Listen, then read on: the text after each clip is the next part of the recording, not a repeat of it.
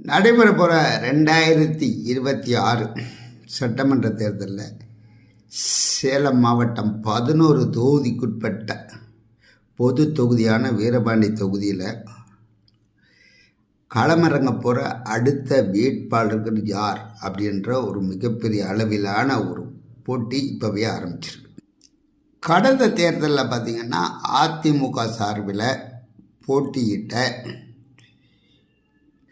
ராஜமுத்து வெற்றி பெற்றிருக்கார்.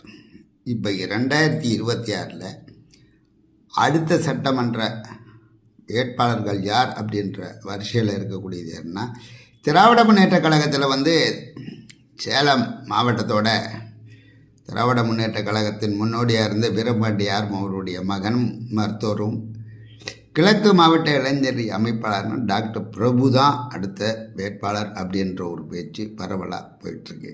அதே நிலைப்பாட்டில் அதிமுக சாரில் பார்த்திங்கன்னா வீரபாண்டி மேற்கு ஒன்றிய கழக செயலாளராக இருக்கக்கூடிய வரதராஜ், இவர் 22 ஆண்டுகளாக தொடர்ந்து ஒன்றிய கழக செயலாளராக இருக்கார். 2 முறை யூனியன் சேர்மனாக இருந்திருக்காரு. இந்த 2 பேருக்கும் தான் கடுமையான போட்டி என்றது தான் வீரபாண்டி தொகுதியோட நிலவரமாக இன்று வரைக்கும் இருக்குது.